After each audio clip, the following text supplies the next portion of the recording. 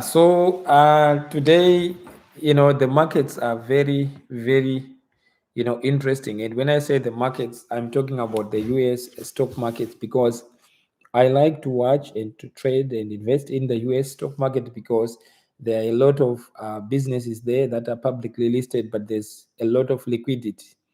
So just I was just looking at how the markets have really moved. But first of all, you can see that the market is still open. That the SPY here, you can see. Let me choose SPX here, which is the S&P 500 index, right? So you can see that today the S&P 500 is down 0.1%. What does this mean? I mean, markets go up and down, they fluctuate, right? The Nasdaq as well is 0.24%. So what this means is that the market today is red, mostly in terms of the equities. But overall, some companies such as Nvidia, they are up. You can see here that Nvidia is 0.12, 0.12%, which is something that is very interesting because this stock has been really, really going up. And what this means is that those who made a bet on Nvidia, they are really, really making money because, imagine if you gotten in the stock at the beginning of the year, it means, your money will have gone up by a big margin. But what I'm always cautious about when it comes to the stock market is that the stock market does not always go up all the time. So what this means is that, it can go up or down. Sometimes it can even go sideways. So at the end of the day, it is very, very important to make sure that you invest or you trade the money that you are not willing, that you are okay to lose, because then if you lose the money that is supposed to pay for bills and stuff, then that means you might be in for a rough ride. So that's something that I will say about this. Just so I hopefully you guys are hearing me. So one of the things that I have been thinking about is that how do I have my money grow?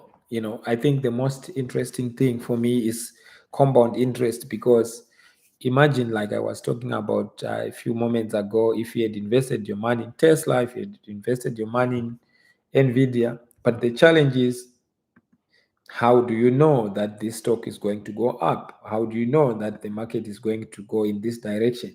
So that's why it is very difficult to really time the market. So it then comes to the bottom line to say, for me, what I like to do is I like to uh, do what Peter Lynch termed time in the market beats trying to time the market, because it's very difficult to time the market. In other words, to know exactly when it's going to go up or when it's going to go down.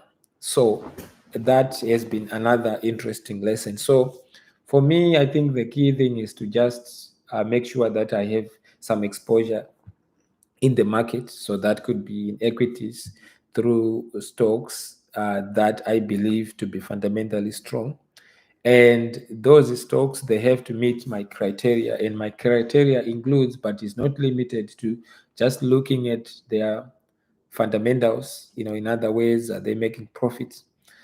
Are those businesses having free cash flows consistently over years?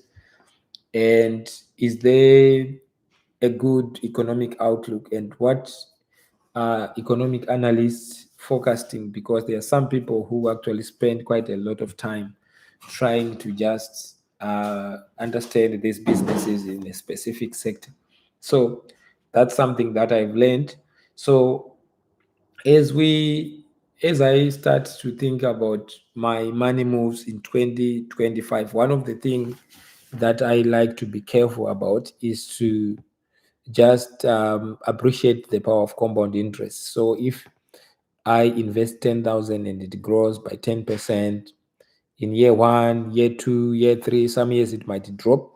But if I invest in stocks or businesses that have strong fundamentals, it has been shown over time that they tend to go up. For example, if you look at the S&P 500, for example, this year alone, it has almost gone up by, let me just look for SPY, the S&P 500 ETF. It has gone up by quite a big percentage compared to other years. So now imagine if you can repeat that to say that money, grows by 28%. Next year it grows by 28%. But the truth of the matter, from my experience, is that some years the equities market in the US, it goes up, right? And then in some years it doesn't go up as much. Sometimes it even drops. So the key thing now is to maintain a balance, a modicum of balance, to say if it goes up, if it goes down. So I thought I would just share that with you guys, in terms of that, to say if you have some goals to build wealth next year, some things to consider. To, in my case, I like to research where I would put my money, whether it's equities or stocks that I'm following, or exchange traded funds that track the S&P 500. But more importantly, having a hedged portfolio to say if the market drops, what are some securities that have been shown to actually go in opposite direction with the equities market. Some people, they like to have the US dollar or other currencies, exposure to other currencies. Some people like to have even cash, whether in treasury bills or other fixed income securities. Other people want to do exchange traded funds that mimic, let's say, the VIX, the volatility index, or invest ETF. In other words, if the equities market, the S&P 500 drops, then they can then reap the potential of an upside. But the thing is, historically, from what I've seen, the S&P 500 has been shown to go up more years than it has been down. So what does it tell you? History does not guarantee how the future is going to unfold, but at least that's what the data tells us. It's a story. Right now, that's something that I am particular about, to say over the long term. I think if I look, for example, the S&P 500, it has gone up by 93%. What it means is, like, if I was consistently investing on these points where it drops, or on red days, right? Then overall, I would be at least 92%. So that's good for five years. If you have that return, it means your money will have almost doubled. You 10,000 that would have gone up by 92%. So I hope you found this interesting. More importantly, I also wanted to just test out this live stream so that in the future I will do these live streams if there are some updates in the market. But for now, trade and invest wisely. May the markets be on your side. Investing is very risky. I always tell people that.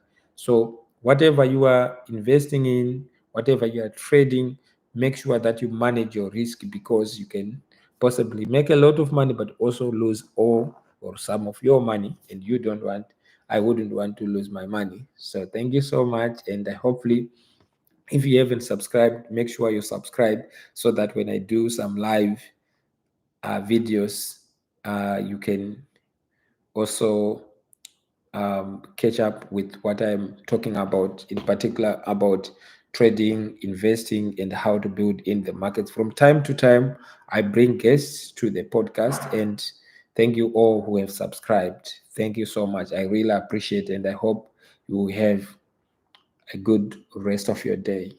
Thank you again.